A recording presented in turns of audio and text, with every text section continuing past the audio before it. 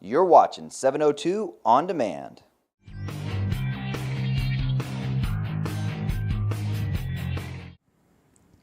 When I met you and you first started talking, I loved the passion. And I started doing a little bit more research when we found out that we had the opportunity to interview you. And it's amazing. I mean, your resume really lends itself to your newest role.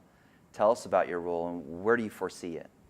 So when I was recruited to take this position back in, I guess it was last September, October, you know, I tell people all the time I wasn't looking for a job. I had a very successful company. I had a great lifestyle. I traveled all over the world for business. I could work the hours that I wanted to work, when I wanted to work, from anywhere I wanted to work. And a group of community leaders came to me and said, you know, would you be interested in this position? And I really gave it serious consideration.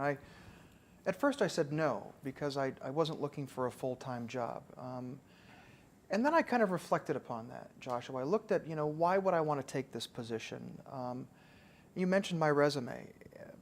A very good friend of mine is a bishop in the Mormon Church. And I called him to get his advice. And I said, what do you think about this position? And he said, Tom, you know, this is your calling. Everything you've done in your career, from land use and zoning to telecommunications restructuring to K-12 funding and higher ed funding to representing the acupuncturists and massage therapists and chiropractors to all of your work in transportation and logistics to serving on the National Surface Transportation Policy and Revenue Study Commission that I was appointed to by Senator Harry Reid, to Kenny Gwynn's Blueprint Task Force on Transportation. Everything that I had done in my career had led me to this door. And he said to me, Tom, you have to walk through the door. The community is counting on you to bring your experience back home to Las Vegas and share the things that you've learned from around the world and help reshape this community. And I gave that a lot of serious consideration. And it wasn't an easy decision for me to make because I loved my company. I loved what I did. I really loved my hours.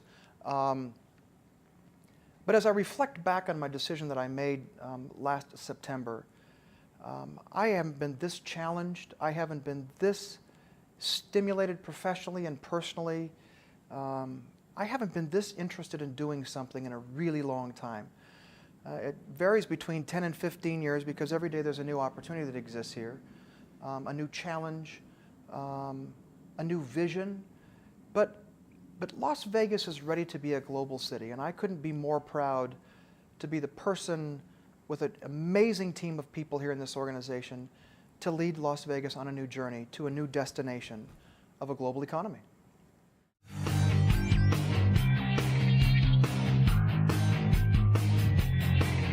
Thanks for tuning in to 702. Please subscribe to our channel to follow the latest news and trends in Southern Nevada.